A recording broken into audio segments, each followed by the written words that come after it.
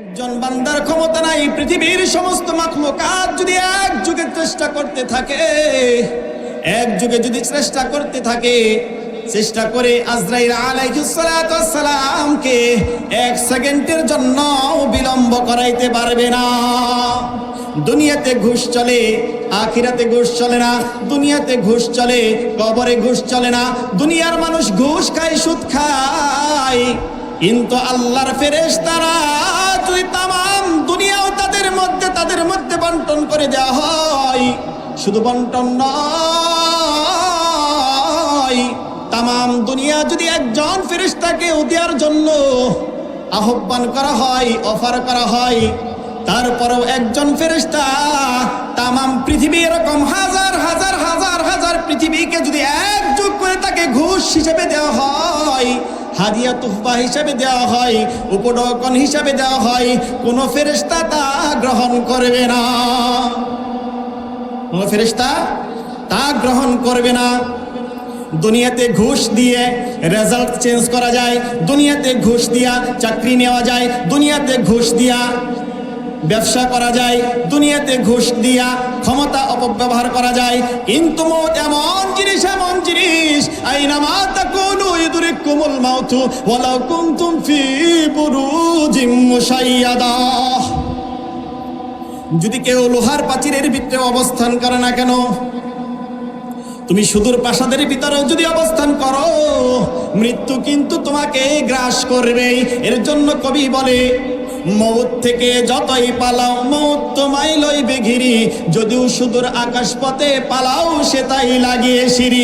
মৌত থেকে যতই পালাও মৌত তোমায় লইবে ঘিরি, যদিও সুদূর আকাশ পথে পালাও সে তাই লাগিয়ে সিঁড়ি। মৃত্যু থেকে কেউ বাঁচতে পারবে না। মাঝখানে একটা ঘোষণা দিয়ে দেই, মা বোনদের জন্য প্রজেক্টরের মাধ্যমে, মানে ভিডিওর মাধ্যমে ওয়াজ দেখা এবং শোনার ব্যবস্থা আছে। আমরা সকলেই চলে আসি ইনশাল্লাহ। আমার কথা বুঝতেছেন বাবারা? কষ্ট হচ্ছে, বুঝতেছেন কি? মাইকের আওয়াজ খুব একটা ভালো না, এর জন্য খুব কষ্ট হচ্ছে কথা বলতেও। তারপরও আপনাদের খেদমতে বলতেই হবে। আল্লাহ পাক রব্বুল আলামিন বলা এবং শোনা বোঝার তৌফিক দান করেন, আমিন। সম্মানিত হাজিরিন, মৃত্যু থেকে কেউ পলায়ন করতে পারবে না। দুনিয়াতে তো অনেক কাজ ঘুষের মাধ্যমে করা যায়, অনেক কাজ সলভ করা যায়, মানুষকে রিকোয়েস্ট করা যায়, হাতে পায়ে ধরা যায়, বোঝানো যায়, ভাই আমাকে আরেকটু সময় দেন, মানুষ সময় দেয়। কিন্তু আল্লাহর ফেরেশতা হযরত আজরাইল আলাইহিস সালাতু ওয়াস সালাম এক সেকেন্ডের জন্য বিলম্ব করবে না। একজন ব্যক্তি মৃত্যু থেকে পলায়ন করার জন্য বহু দূর গিয়েছেন।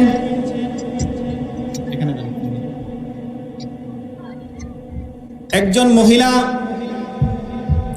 তার একজন খাদেম ছিলেন, মাত্র 10 থেকে 12 বছরের বয়স। এই খাদেম মহিলাটা ছিল প্রেগনেন্ট, বাচ্চা হবে, সন্তান প্রসবের বেদনা হয়েছে, প্রসবের বেদনা হয়েছে। এবার মহিলা ওই বালককে বললেন, হে বালক, তুমি আমার জন্য একটু আগুনের ব্যবস্থা করো, আমার সন্তান প্রসবের বেদনা হয়েছে। এবার যখন মালিক অর্ডার করলেন, বালকটা ছোটবেলা থেকেই সেই লালন পালন করেছে, বালকটাকে অনেক মহব্বত করে, বালক ওই মনিবকে মালিক অনেক মহব্বত করে। এবার মালিকের যখন সন্তান প্রসবের বেদনা হয়েছে, আগুনের কথা বলেছে, বালক দৌড়াইয়া রাস্তার দিকে বের হইয়া গেল। রাস্তার দিকে বের হওয়ার পর বালক দেখতে পারলেন একজন আল্লাহওয়ালা ব্যক্তি, মুখে দাড়ি, মাথায় টুপি, গায়ে লম্বা জামা, বুজুর্গর মতো দেখা যায়, একজন বুজুর্গওয়ালা আল্লাহওয়ালা ব্যক্তি। এবার ওই বুজুর্গ ডাক দিয়ে বলেন, হে বালক, কোথায় যাচ্ছ? বালক বলে, আমার মালিক, তার সন্তান প্রসব হবে, বেদনা হয়েছে, আমাকে আগুন আনতে বলেছে, আমাকে আগুন আনতে বলেছে, এর জন্য আমি আগুনের জন্য যাচ্ছি। এবার ওই বুজুর্গ বলে, দাঁড়াও দাঁড়াও, তুমি যার জন্য আগুন আনতে যাচ্ছ ইতিমধ্যেই তোমার ওই মনিবের ওই মালিকের একজন কন্যা সন্তান জন্মগ্রহণ করেছে, একজন কন্যা সন্তান জন্মগ্রহণ করেছে। হে বালক, তুমি তো তোমার মনিবের জন্য, মালিকের জন্য আগুনের জন্য যাচ্ছ, কিন্তু যেই জন্য আগুনের জন্য যাচ্ছ তুমি কি জানো যেই সন্তানটা দুনিয়ার বুকে ভূমিষ্ঠ হইল, তুমি যার জন্য আগুনের জন্য যাচ্ছ, এই যে কন্যা সন্তান জন্মগ্রহণ করেছে, এই সন্তান যখন বড় হবে, যুবতী হবে, রূপসী হবে, সুন্দরী হবে, এই বালকটি, এই শিশুটি যখন যুবতীতে পরিণত হবে, যুবতীতে পরিণত হওয়ার পর একজন নয়, দুইজন নয়, 100 যুবকের চরিত্র নষ্ট করবে, 100 যুবকের সাথে জিনা ব্যভিচারে লিপ্ত হবে।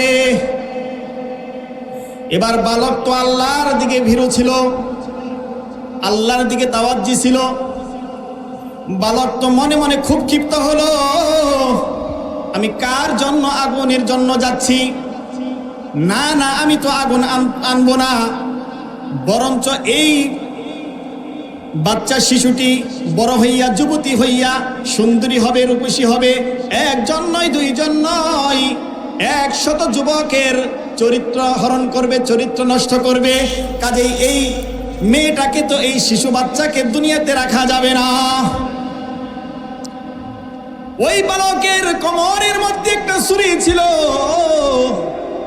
বালক মনে মনে গুসা হইয়া, রাগান্বিত হইয়া আগুন না আনতে গিয়া আবার বাড়ির দিকে ফিরে গেল। ওই বুজুর্গর কথা অনুযায়ী সত্যই একটা কন্যা সন্তান জন্মগ্রহণ করেছে। বালকটা কোমর থেকে ছুরিটা টান দিয়ে বের করে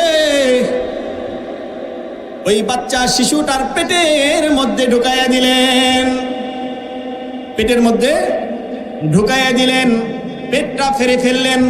রাখে আল্লাহ, মারে আল্লাহ, রাখে কে? আল্লাহ যদি বাঁচাইয়া রাখে, পৃথিবীর কারো সাধ্য নাই, পৃথিবীর কারো কোনো ক্ষমতা নাই, বান্দাকে দুনিয়া থেকে বিদায় করে দেয়, বান্দাকে দুনিয়া থেকে বিদায় করে দেয়। এবার শিশুটিকে যখন আঘাত করা হলো, শিশুটির ছোট্ট মানুষ কেবলমাত্র দুনিয়াতে ভূমিষ্ঠ হয়েছে, নারী বুড়িগুলো একেবারে বের হয়ে গেল। এবার ওই মালিক মহিলা মা হাই হুতাশ করতে লাগলেন, হাই হাই বালক, আমি তোমাকে এত ছোট থেকে লালন পালন করলাম, তুমি আমার কাজ কর্ম করো, তুমি আমার সব কিছু শোনো, আমি তোমাকে এত মহাব্বত করি, ভালোবাসি, আজ তুমি আমার খাইয়া আমার পইরিয়া, আমার খাইয়া আমার পরিয়া তুমি আমার সন্তানকে হত্যা করার চেষ্টা করলা। বালক যখন এই ছুরিটা মারলো, রক্তাক্ত হলো, যখন নারী বুড়ি বের হয়ে গেল, তখন বালকের হুঁশ আসলো, হায় হায় আমি কি করলাম। একজন বুজুর্গ এই আমাকে কথা বললেন, এই শিশু যদি বড় হইয়া যুবতী হওয়ার পর একজন নয়, দুইজন নয়, 100 যুবকের চরিত্র নষ্ট করবে, জিনা ব্যভিচারে লিপ্ত হবে, এটার প্রমাণই বাকি। এটা কি এখন তো বলাও যায় না, নির্দিষ্ট করে বলা যায় না, কারণ এ তো মাসুম বাচ্চা, ছোট মানুষ তো এখন আমাকে মেরে ফেলবে। মানুষ যখন শুনবে, দেখবে আমিও তো বাঁচতে পারবো না, আমাকেও মেরে ফেলবে। আমি তো বরং কাজটা ঠিক করি নাই, এই শিশুটাকে মারা আমার ঠিক হয় নাই। যখন ওই বালকের এই হুঁশটা চলে আসলো, বালক তখন দৌড়াই, ওই বুজুর্গর দিকে দৌড়ায়, বলে যে মনে মনে ভাবে আমি বুজুর্গর কাছে যাই, বুজুর্গকে যাইয়া যখন বলবো, বুজুর্গ যখন এই ঘটনাগুলো জনসম্মুখে মানুষকে যখন বুঝাইয়া বলবে, তখন বুজুর্গের কথাগুলো বিশ্বাস করবে, কারণ আমি তো ছোট মানুষ, আমার কথা মানুষ নেবে না, বিশ্বাস করবে না। এবার বালক যখন রাস্তার দিকে দৌড়াই, দৌড়ানোর পর এবার ওই বুজুর্গকে তালাশ করে, বুজুর্গকে খুঁজে পায় না, বুজুর্গকে খুঁজে পায় না। এবার বালক খুঁজে না পাইয়া বহু দূর শত শত মাইল দূরে চলে গেলেন জীবনকে বাঁচানোর জন্য। কি বাঁচানোর জন্য? জীবনকে বাঁচানোর জন্য। কারণ হায়াত মউত তো আল্লাহর হাতে, কে কখন মারা যাবে এক আল্লাহ তাআলাই ভালো জানেন। আল্লাহ তাআলাই ভালো জানেন। ইমাম মালিক রহমতুল্লাহি আলাইহি, ইমাম মালিক রহমতুল্লাহি আলাইহি মক্কা থেকে হিজরত করে যখন মদিনায় গেলেন, মদিনায় যাওয়ার পর তিনি একদিন নয়, 2 দিন নয়, 40 বছর পর্যন্ত মক্কায় অবস্থান করেছিলেন। আমার কথাগুলো খুব ভালো করে যদি শুনেন তাহলে বুঝবেন, আর যদি না শুনেন আগা মাথা কোনোটাই খুঁজে পাইবেন না।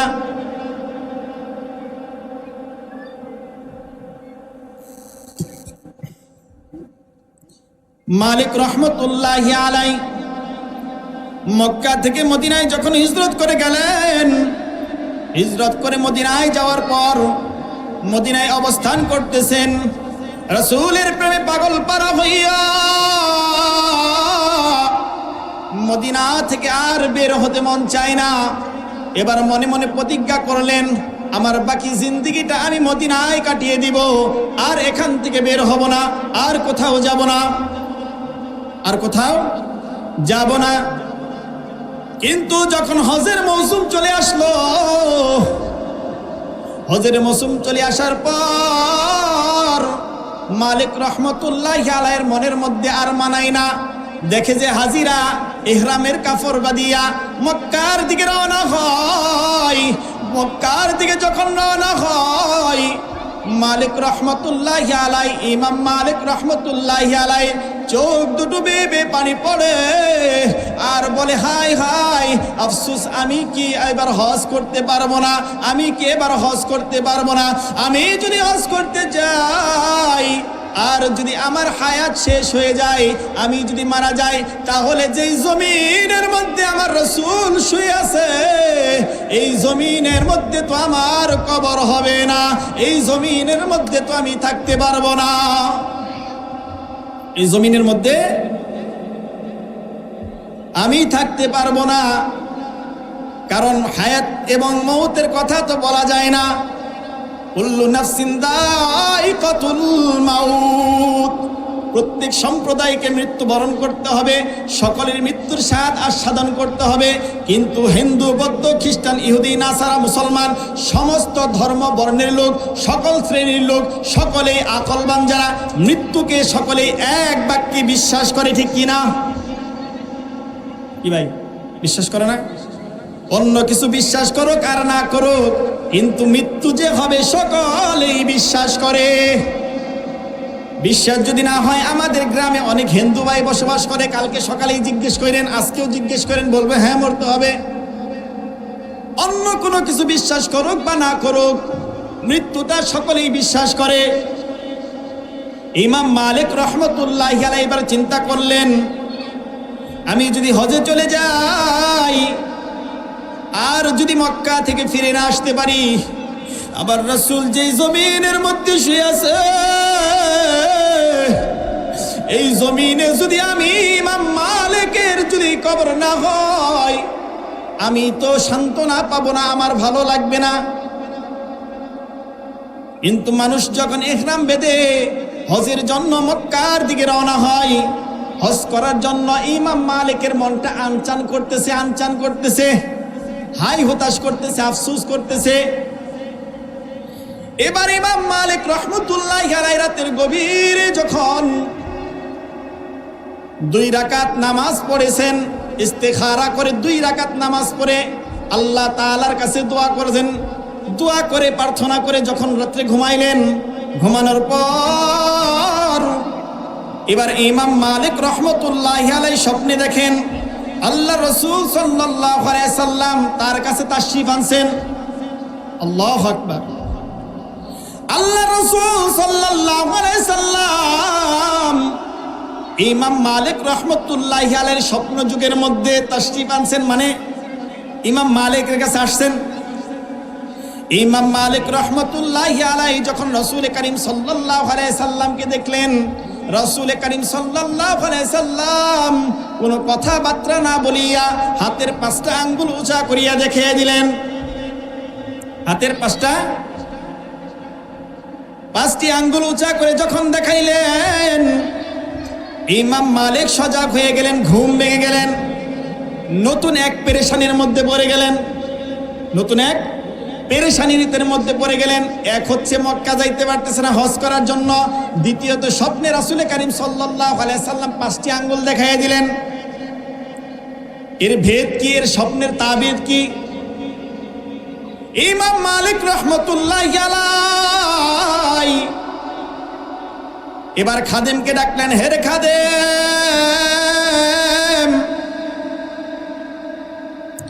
যাও যাও স্বপ্ন সম্রাট ইবনে সিরিনের কাছে যাও। ইবনে সিরিনকে যাইয়া বলো যে একজন বান্দা মদিনায় একজন ব্যক্তি এই রকম স্বপ্নে দেখছেন যে আল্লাহ রাসূল সাল্লাল্লাহু আলাইহি সাল্লাম তার কাছে তাশরিফ আনিয়া 5টি আঙ্গুল দেখাইছেন হাত উঁচা করিয়া। এই স্বপ্নের তাবির কি? এর অর্থ কি? এর ভেদ কি? যখন খাদেম ইবনে সিরিনের কাছে গেলেন, ইবনে সিরিন বলেন, এই স্বপ্ন কে দেখেছে বলো। যেই পর্যন্ত না বলা হবে এই স্বপ্ন কে দেখেছে, ওই পর্যন্ত স্বপ্নের তাবির বলা হবে না, স্বপ্নের অর্থ বলা হবে না।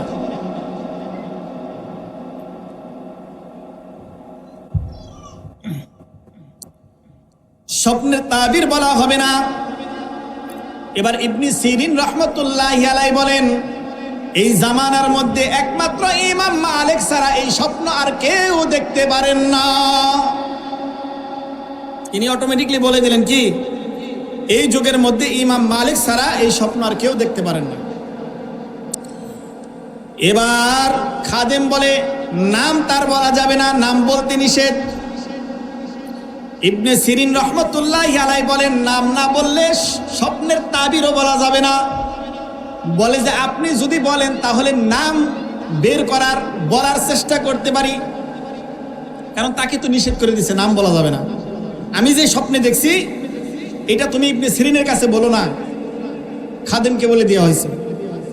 এবার খাদেম আবার রিপিট চলে আসলেন ইমাম মালিক রহমতুল্লাহি আলাইহির কাছে, বলেন আপনি যে ইবনে সিরিনের কাছে পাঠাইছেন, ইবনে সিরিন তো এই কথা বলেছে নাম না বললে স্বপ্নের তাবির সে বলবে না।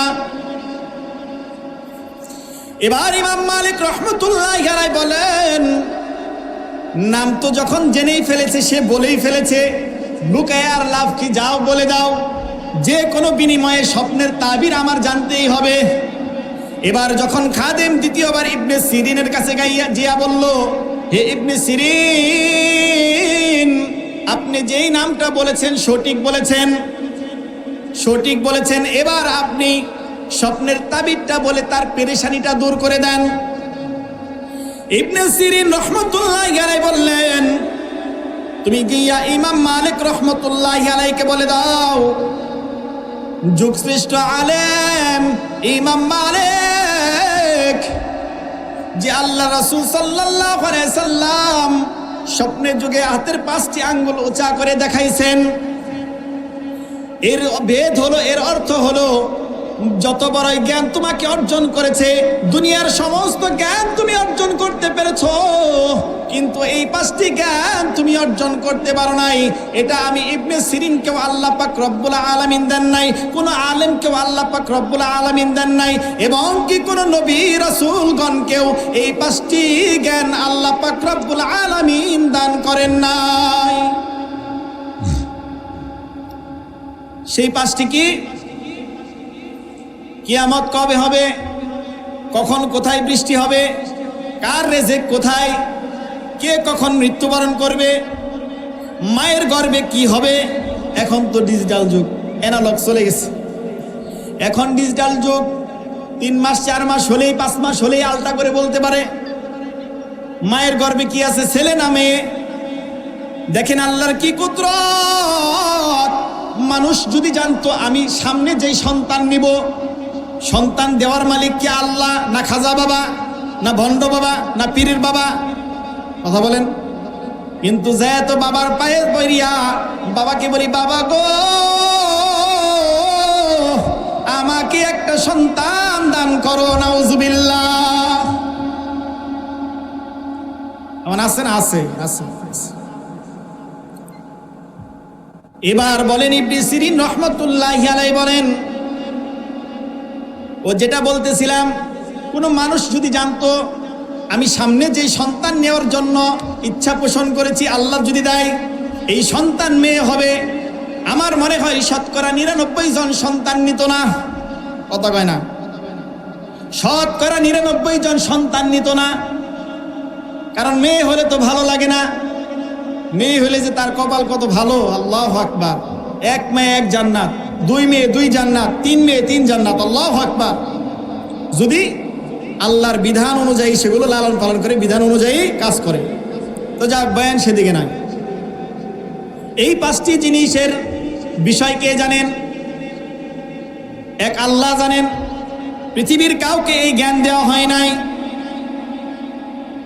এবার পূর্বের আলোচনায় চলে যাই। শিশু বাচ্চাটিকে যখন হত্যার উদ্দেশ্যে পেটের মধ্যে ছুরি চালানো হইল, ছুরি চালানোর পর এবার যুবক যখন ভয়ে আতঙ্ক হইয়া তার ওই গ্রাম ছাড়িয়া শত শত মাইল দূরে চলে গেল। দূরে যাওয়ার পর ওইখানে গিয়া ওই যুবক টাকা পয়সা ইনকাম করতে লাগলো, টাকা পয়সা ইনকাম করতে লাগলো, অনেক অর্থ করি টাকা পয়সার মালিক হয়ে গেল। এদিকে ওই শিশুটির মা আল্লাহ তাআলার কুদরতে সুই সুতা দিয়ে পেটটাকে নারী বুড়ির ভিতরে ঢুকাইয়া পেটটাকে সিলাইয়া দিল, চিকিৎসা করতে লাগলো। আল্লাহ তাআলার কুদরতে ওই শিশু সন্তানটি ভালো হয়ে গেল। এবার যখন ওই বালকটি টাকা পয়সা ইনকাম করতে লাগলো, টাকা পয়সা ইনকাম করতে করতে যখন অনেক ধনী হয়ে গেল, ধনাঢ্য ব্যক্তি হয়ে গেল, ওখান থেকে দেশে টাকা পাঠায়, লক্ষ লক্ষ টাকা পাঠায়, বাড়িতে টাকা পাঠায়, এমন এক রাজপ্রাসাদ তিনি তৈরি করলো। রাজপ্রাসাদ তৈরি করার পর এবার বাড়িতে চিঠি লিখলেন, মুরব্বীদের কাছে চিঠি লিখলেন, আমার জন্য একটি সুন্দরী রূপসী মেয়ে দেখেন। যেই ব্যক্তি, যেই নারী, যেই মেয়ে আমার এই রাজপ্রাসাদের সাথে আমার সাথে মানানসই হবে, আমার সাথে মানানসই হবে, মানাবে। রাজপ্রাসাদ যেমন, এইটার মধ্যে যদি একটা কাইল্লার কাইল্লা শেষরা মেসরা থাকে, এই রাজপ্রাসাদের সাথে মানাইব? হ্যাঁ, মানাবে না। এর জন্য যুবক, সেও তো সুন্দর, সুটাম দেহের, তিনি চিঠি লিখলেন, আমার জন্য সুন্দরী রূপসী একটা মেয়ে দেখেন, আমি বাড়িতে এসে বিবাহ করব। এবার যখন বাড়ির মুরব্বীরা, গায়ের মুরব্বীরা আশেপাশে দেখিয়া একটি সুন্দরী রূপসী মাইয়া দেখে রাখলেন, যুবক বাড়িতে আসার পর বিবাহ বন্ধনে আবদ্ধ হলেন। বিবাহ বন্ধনে আবদ্ধ হওয়ার পর এবার যখন ফুলসজ্জায় যায়, বাসর রাতে যখন ওই বাসর করতে যায়, মেয়েটির পেটের মধ্যে দেখেন একটি ফাড়া দাগ, কাটা দাগ। এবার ওই যুবক মেয়েটিকে বলেন, হে বিবি গো,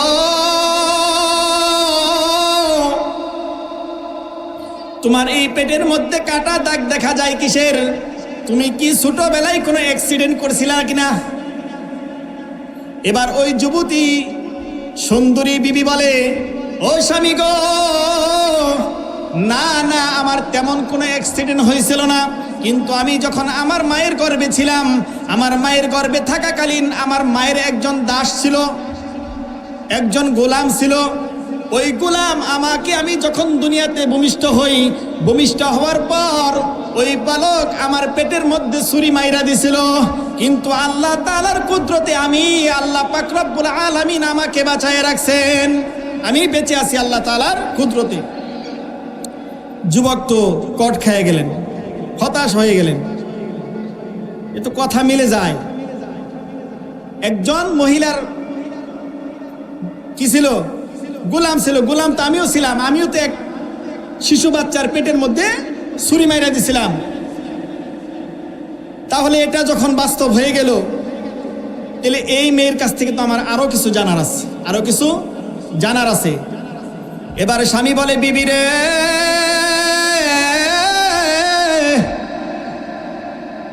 তাহলে আমার আরো একটা কথা তোমার কাছ থেকে জানার আছে।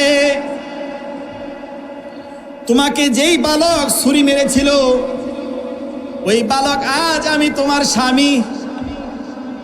মেয়েও তো হতভম্ব হয়ে গেল, হায় হায় কি বলে, ছোটবেলায় আমাকে মারার জন্য ছুরি মেরেছিল, আর এখন তার স্ত্রী আমাকে তো এখন মেরে ফেলবে, আমার আর রক্ষা নাই।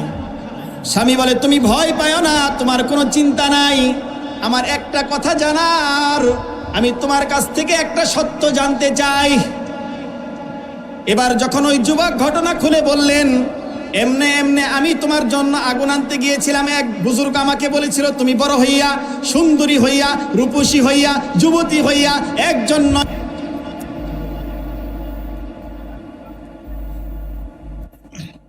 কারণ যারা আয়োজক তারা তো আর বোঝে না, স্বাভাবিক না বোঝাটাই স্বাভাবিক। আমরা কথা বলি, আমরা জানি যে কি অবস্থা, যে কথা বলতেছি 6 ঘন্টা কথা বলবো, কোনো সমস্যা হবে না, শরীরের মধ্যে একটু জিগবেও না ইনশাল্লাহ। কিন্তু 10 মিনিট কথা বলে জীবন শেষ।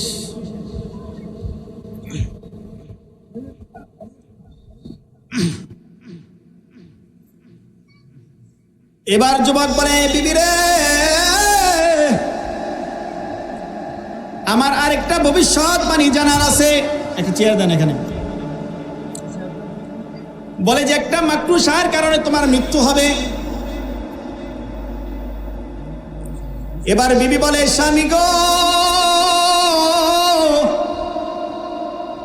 আসলে যদি তাই হয়, কেবলমাত্র সুন্দর একটা জীবনে আমি পা দিলাম, সারা জিন্দিগি তো জিনা ব্যভিচারে কাটাই দিলাম, 100 যুবকের চরিত্র নষ্ট করলাম, কিন্তু আজ থেকে আমি সুন্দর একটা জীবনে চলতে চাই, আমি আপনার খেদমত করতে চাই, আপনি আপনার সংসার করতে চাই। ঠিক আছে, আমি আপনার সংসার করতে চাই, বাকিটা জীবন আমি আল্লাহর রাস্তায় কাটিয়ে দিতে চাই। ওগো স্বামী, আপনি আমার জন্য এমন একটা ব্যবস্থা করেন যাতে কোনো মাকরুসার কারণে আমার মৃত্যু না হয়। স্বামীও বললেন, তার দিলটা নরম হয়ে গেলেন, বিয়ে যেহেতু করেছি, আল্লাহর রাস্তে আমি তোমাকে ক্ষমা করে দিলাম, আমিও বাকি জিন্দেগিটা তোমাকে নিয়ে ঘর সংসার করতে চাই। এবার যুবক তো অট্টালিকা তৈরি করেছেন, অট্টালিকার উপরে, ছাদের উপরে নিশ্চিদ্র গ্লাসের একটি ঘর তৈরি করলেন, কাঁচ দিয়ে, কি দিয়ে, কাঁচ দিয়ে, গ্লাস দিয়ে একটি ঘর তৈরি করলেন। ঘর তৈরি করার পর এবার দুইজন সেখানে বসবাস করতে লাগলেন। কোনো কিছু যাবে, কোনো পোকামাকড় যাবে তো দূরের কথা, ছোট্ট একটা পিপিলিকাও যেতে পারবে না সেখানে, এমন নিশ্চিদ্র একটি কাচের ঘর তৈরি করলেন। কাচের ঘরের মধ্যে দুইজনে বসবাস করতে লাগলেন। কিছুদিন যাওয়ার পর স্বামী স্ত্রী শুয়ে আছে, স্ত্রী ঘুমায়, স্ত্রী পাশের মধ্যে ঘুমায়, আর স্বামীর চোখ উপরে ওই কাচের ওয়ালের মধ্যে একটা কোণার মধ্যে যায়। একটা কোণের মধ্যে যখন যায়, স্বামী দেখতে পারে একটা মাকড়ুসা হাঁটাহাঁটি করতেছে, একটা মাকড়ুসা হাঁটাহাঁটি করতেছে। স্বামী স্ত্রীকে ডাক দিয়ে বলে, স্ত্রী রে,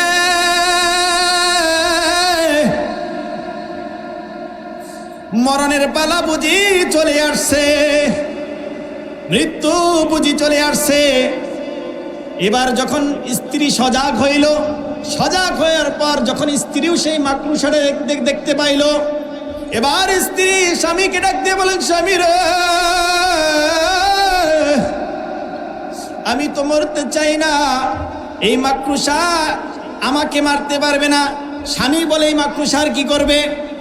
একটা লাঠি দিয়া খুঁচা মাইরা মাকড়ুসাটাকে যখন নিচে ফলাইলো, যখন ফ্লোরের উপর পড়লো, ফ্লোরের উপর পড়ার পর এবার ওই স্ত্রী নিজে পায়ে পা দিয়ে পিষে মারলো, পা দিয়ে পিষে মাকড়ুসাটাকে মেরে ফেললেন, মাকড়ুসাটাকে মেরে ফেললেন। মারার পর আল্লাহর কি কুদরত, কয় রাখি আল্লাহ মারে কে, মারে আল্লাহ রাখে কে? আইনা মা তাকুনু ইউদরিকুমুল মাউত ওয়ালাউ কুনতুম ফি বুরুজিম মুশাইয়াদা। মাকরুশা থেকে একটু ছোট্ট শাল বলে না, বল্লা শাল দেয়, এরকম ছোট্ট একটা কোনো কিছু তার পায়ের মধ্যে বিঁধে গেল, এটার থেকে ব্যথা শুরু হলো এবং এই ব্যথার কারণে, বিষাক্তর কারণে ওই সুন্দরী রমণী স্ত্রী দুনিয়া থেকে বিদায় হয়ে গেল, দুনিয়া থেকে বিদায় হয়ে গেল। কাজেই মরণ থেকে যতই পালাও মরণ তোমায় লইবে ঘিরি, যদিও সুদূর আকাশ পথে পালাও সে তাই লাগে সিঁড়ি। মৃত্যু থেকে কেউ রেহাই পাবে না, মৃত্যু থেকে কি পাবে না? কেউ রেহাই পাবে না। মৃত্যু যখন আসবে অবধারিত, 1 সেকেন্ড এদিক সেদিক করা হবে না, 1 সেকেন্ড এদিক সেদিক করা হবে না। হায় আফসোস, আমরা তো দুনিয়া দুনিয়া নিয়ে ব্যস্ত। দুনিয়া দুনিয়া, দুনিয়ার ক্ষমতা, দুনিয়ার রাহাজানি, দুনিয়ার দাম্ভিকতা, দুনিয়ায় অহংকার, টাকার অহংকার, ক্ষমতার অহংকার, ক্ষমতার দাপট, এগুলোতে আমরা ছয় লাভ করেছি। হায় আফসোস, টুপি দেখলেই গা জ্বলে, দাড়িওয়ালা দেখলেই গা জ্বলে, পাঞ্জাবিওয়ালা দেখলেই গা জ্বলে, হুজুর দেখলে তো কোনো কথাই নাই, হুজুর দেখলে কোনো কথাই নাই। যার সাথে যার মোহাব্বত তার সাথে তার কিয়ামত। মান তাশাব্বাহা বিকওমিন ফাহুয়া মিনহুম। এর জন্য সর্বদাই নেক সোহবতে থাকতে হবে ভাই, নেক সোহবতে থাকতে হবে। আল্লাহওয়ালাদের সাথে থাকলে আল্লাহওয়ালা হওয়া যায়, আল্লাহ ভীরুদের সাথে থাকলে আল্লাহ ভীরু হওয়া যায়। যেই ব্যক্তি আল্লাহকে ভয় করে এমন ব্যক্তির সাথে যদি চলাফেরা করে তাহলে কি আল্লাহর ভয় অন্তরে স্থাপন হয়। মৃত্যুর ভয় যদি কারো অন্তরের মধ্যে স্থাপন না হয়, খুব খারাপ অবস্থা। হ্যাঁ, হুজুররা যদি বয়ান করে আগে কি বলা হয়, স্লিপ দেওয়া হয় যে হুজুর রাজনীতিক কোনো বয়ান করবেন না, মাটির উপরে কোনো বয়ান করবেন না, হ্যাঁ, খালি কবরের ওয়াজ করেন, অমুকের ওয়াজ করেন, তমুকের ওয়াজ করেন। আরে আহাম্মক, তুই যদি মাটির উপরের ওয়াজই না শুনস, তুই মরার পরে মাটির নিচে থাকবি কেমনে? কামটা করবি কি? হ্যাঁ, তুই কামটা করবি কি? কারণ মাটির উপরের ওয়াজ শুনতে হবে আগে, পরে না মাটির উপরে, মাটির নিচেরটা, দুইটাই শুনতে হবে, ঠিক কিনা? হ্যাঁ, শুধু তসবিহ জপা এটার নাম আমল নয়, মসজিদের কোণে যে সিজদা দেওয়াটা আমল নয়। হক এবং বাতিল সবটাই কি আলোচনা পর্যালোচনা করতে হবে, তবেই না বুঝতে পারবো কোনটা হক কোনটা বাতিল। কথা কয় না? হ্যাঁ, প্রিয় দোস্ত ভাই, এর জন্য মৃত্যুকে বেশি বেশি স্মরণ করতে হবে। যে ব্যক্তি মৃত্যুকে বেশি বেশি স্মরণ করতে পারবে তার দ্বারাই সহজে সে সুদ খাবে না, সে সহজে ঘুষ খাবে না, সে সহজে অন্যায় ব্যভিচার করবে না, সে সহজে জিনা ব্যভিচারে লিপ্ত হবে না, অন্যায় জুলুম করবে না, ক্ষমতার দাপট দেখাবে না, ঠিক কিনা? মৃত্যু বড় কঠিন, মৃত্যুর আযাব, এই আযাব যে কত কঠিন, এটার যে কত যন্ত্রণা। আল্লাহর পয়গম্বর হযরত ইদ্রিস আলাইহিস সালাতু ওয়াস সালাম, হযরত আজরাইল আলাইহিস সালাতু ওয়াস সালাম আল্লাহ তাআলার কাছে দরখাস্ত করলেন, ওগো আল্লাহ, আমি তোমার পয়গম্বর হযরত ইদ্রিস আলাইহিস সালামের সাথে একটু সাক্ষাৎ করতে চাই। আল্লাহ বলেন, ঠিক আছে, যাও, তোমাকে অনুমতি দেওয়া হলো। এবার আল্লাহর কাছে যখন, এবার আল্লাহর হুকুমে হযরত আজরাইল আলাইহিস সালাতু ওয়াস সালাম হযরত ইদ্রিস আলাইহিস সালাতু ওয়াস সালামের কাছে আসলেন, সাক্ষাৎ করলেন। সাক্ষাৎ করার পর ইদ্রিস আলাইহিস সালাতু ওয়াস সালামকে বললেন, ওগো আল্লাহর পয়গম্বর, আমি আপনার সাথে একটু বন্ধুত্ব করতে চাই। কি করতে চাই? আমি আপনার সাথে একটু বন্ধুত্ব করতে চাই। আল্লাহর পয়গম্বর ইদ্রিস আলাইহিস সালাতু ওয়াস সালাম বলেন, বন্ধুত্ব করা এত সহজ নয়। বন্ধুত্ব করতে পারি, তাহলে কিছু শর্ত আছে। কি আছে? কয়েকটা শর্ত আছে, এই শর্তগুলো যদি তুমি পূরণ করতে পারো তাহলে আমি তোমার সাথে বন্ধুত্ব করতে পারি। এবার হযরত আজরাইল আলাইহিস সালাতু ওয়াস সালাম আল্লাহকে ডেকে বলেন, আল্লাহ, আমি তো তোমার পয়গম্বর হযরত ইদ্রিস আলাইহিস সালামের সাথে বন্ধুত্ব করতে চেয়েছিলাম, কিন্তু সে তো কয়েকটা শর্ত ছুড়ে দিয়েছে। ওগো মালিক, এই শর্তগুলো পূরণ করার জন্য তোমার কাছে অনুমতি চাই। বলে কি শর্ত? বলে যে 1 নাম্বার শর্ত দিয়েছে, তিনি মৃত্যুর স্বাদ আস্বাদন করতে চায়। মৃত্যুর স্বাদ আস্বাদন করতে চায় মানে মরতে চায়, মরার যে যন্ত্রণা বেদনা এটা সে বুঝতে চায়, উপভোগ করতে চায়। এবার আল্লাহ বলেন, ওরে আজরাইল, এই অনুমতি তোমাকে দেওয়া হলো, কিন্তু মৃত্যুর পর জানটাকে, রূহটাকে বের করার পর সঙ্গে সঙ্গে আবার ভিতরে ঢুকাইয়ে দিও, সঙ্গে সঙ্গে আবার ভিতরে ঢুকাইয়ে দিও। এবার হযরত আজরাইল আলাইহিস সালাতু ওয়াস সালাম বললেন, আল্লাহর পয়গম্বর, আপনার শর্তে আমি রাজি। বলে যে ঠিক আছে। এবার হযরত ইদ্রিস আলাইহিস সালাতু ওয়াস সালামকে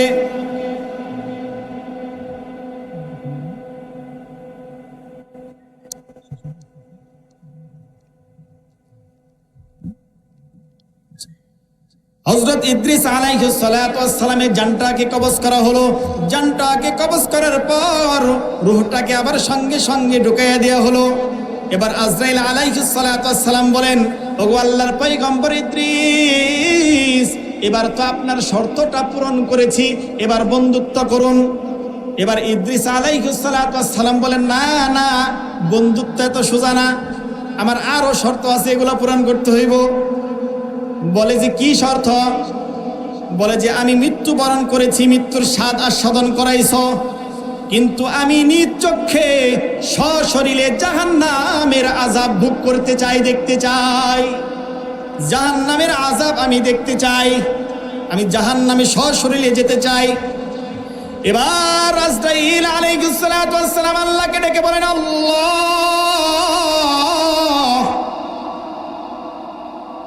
তোমার পয়গম্বর দ্বিতীয় শর্ত ছুঁড়েছে, সে জাহান্নামের ভিতরে প্রবেশ করতে চায়, সশরীরে জাহান্নামে যাইতে চায়। আল্লাহ পারমিশন দিলেন, যাও জিব্রাইল যাও, আমি তোমাকে পারমিশন দিলাম। তাকে কি করো? জাহান্নামের ভিতরে ঢুকাইয়া রাখবা না, সঙ্গে সঙ্গে ঢুকানোর সঙ্গে সঙ্গে কি করবা? বের করে ফেলবা, বের করে ফেলবা, বের করে ফেলবা।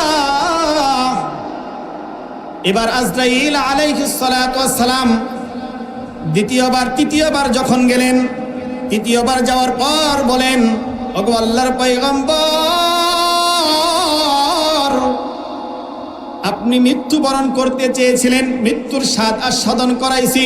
আপনি জাহান্নামে যাইতে চাইছিলেন, জাহান্নামে ঢুকায় আবার বের করেছি। এবার আমার সাথে বন্ধুত্ব করুন। এবার আল্লাহর পয়গম্বর ইদ্রিস আলাইহিস সালাতু ওয়াস সালাম বলেন, না না, বন্ধুত্ব এত সোজা না, বন্ধুত্ব এত সোজা নয়, আমার আরো শর্ত আছে। আজরাইল পড়ছে মুসিবতে, এ কত শর্ত কইবার, কত শর্ত মানবো। এবার আল্লাহকে ডেকে বলেন, আল্লাহ, তোমার পয়গম্বর তো আবার তৃতীয় শর্ত ছুঁড়েছে। তৃতীয় শর্ত কি? এবার আল্লাহর পয়গম্বর ইদ্রিস আলাইহিস সালাতু ওয়াস সালাম বলেন, আমার তৃতীয় শর্ত এটা যদি মানো, এটা মানার পর আমি চিন্তা ভাবনা করব তোমার সাথে বন্ধুত্ব করা যায় কিনা। এবার আল্লাহর পয়গম্বর ইদ্রিস আলাইহিস সালাতু ওয়াস সালাম বলেন, আমি জান্নাত উপভোগ করতে চাই, জান্নাতে যেতে চাই, জান্নাতের নাজ নিয়ামত সশরীরে সেটা ভোগ করতে চাই, দেখতে চাই। এবার হযরত আজরাইল আলাইহিস সালাতু ওয়াস সালাম আল্লাহকে ডেকে বলেন, আল্লাহ, তোমার পয়গম্বর 3 নাম্বার শর্ত ছুঁড়েছে। বলে যে কি? বলে যে সে জান্নাতে যেতে চায়, সশরীরে জান্নাতে যেতে চায়, সশরীরে জান্নাতে যেতে চাই। বলে যে দাও জান্নাতে ঢুকাইয়া দাও, জান্নাতে ঢুকাইয়া বেশিক্ষণ রাখবা না, সাথে সাথে আবার বের করে আইনো। হ্যাঁ, বের করে আইনো। এবার আল্লাহর পয়গম্বর ইদ্রিস আলাইহিস সালাতু ওয়াস সালামকে যখন জান্নাতের ভিতরে প্রবেশ করানো হইল, এবার জান্নাতের ভিতরে প্রবেশ করানোর পর আজরাইল আলাইহিস সালাতু ওয়াস সালাম বলেন, আল্লাহর পয়গম্বর আপনি বের হন, বের হন। বলে বোকা নাকি? হ্যাঁ, বলে বোকা নাকি? কয় মানুষ মরে কয়বার? আজরাইল কয় একবার। কয় মানুষ জাহান্নামে যায় কয়বার? বলে যে একবার। কয় মানুষ জান্নাতে যায় কয়বার? বলে যে একবার। কয় মানুষ যে জান্নাতে যাবে, জান্নাতে যাওয়ার পর কোনো মানুষ আর বের হয় কিনা? বলে যে না। কই তাইলে তুমি আমাকে বের করতে চাও কেন? আমি তো আর বের হব না, আমি আর বের হব না। যেটা বোঝাইতে চাইছিলাম, আল্লাহর পয়গম্বর ইদ্রিস আলাইহিস সালাতু ওয়াস সালামকে যখন জিজ্ঞেস করা হয়েছিল আপনি মৃত্যুর যন্ত্রণা কেমন উপভোগ করলেন, বলে যে একটা আস্ত খাসি যদি তার মাথাটা উপরের দিকে ঝোলাইয়া এখান থেকে গলা থেকে যদি চামড়াটা টান দিয়ে যদি নাভি পর্যন্ত না হয়, এরপর যদি থামাইয়া দেওয়া হয়, থামানোর পর যদি আবার দ্বিতীয় টানে পা পর্যন্ত চলে আসে, পা পর্যন্ত আসলে যেই যন্ত্রণা, যেই বেদনা, এর থেকে লক্ষ লক্ষ কোটি কোটি গুণ যেই কষ্ট হবে তার থেকেও বেশি যন্ত্রণা হয়েছে, তার থেকেও বেশি যন্ত্রণা হয়েছে। কাজে মৃত্যুর যন্ত্রণা খুব কঠিন। যে আলোচনা নিয়েছিলাম মিনিমাম 4 ঘন্টার আলোচনা, মিনিমাম 4 ঘন্টার আলোচনা, সময় 1 ঘন্টাও না। তো যা হোক, দ্বিতীয় মেহমান চলে আসছেন। কাজেই প্রিয় দোস্ত ভাই, মরতে হবে এটা স্মরণ রাখতে হবে,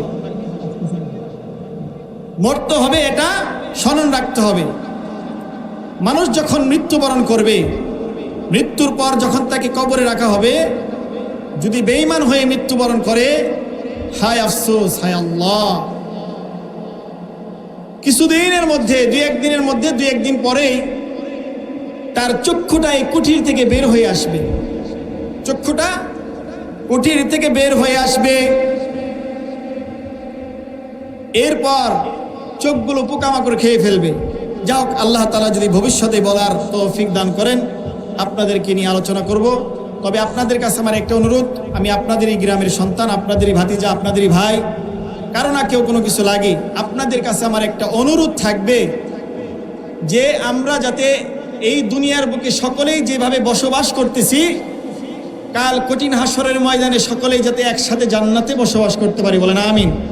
এই জান্নাতে যাওয়ার জন্য বেশি কাজ করা লাগবে না। 1 নাম্বার, মিথ্যে কথা বলবেন না, মানুষকে ঠকাবেন না, এবং হারাম খাবেন না, হালালকে ছাড়বেন না ইনশাআল্লাহ। পাশাপাশি সর্বোচ্চ চেষ্টা করবেন আল্লাহ এবং আল্লাহ রাসূলের হুকুম অনুযায়ী জীবনযাপন করার। আল্লাহ চায় তো ইনশাআল্লাহ আল্লাহ তাআলা জান্নাতের রাস্তাটা অনেক সহজ করে দিবেন। ওয়া আখিরি দাওয়ানা আলহামদুলিল্লাহি রাব্বিল আলামিন। আসসালামু আলাইকুম ওয়া রাহমাতুল্লাহি ওয়া বারাকাতুহু।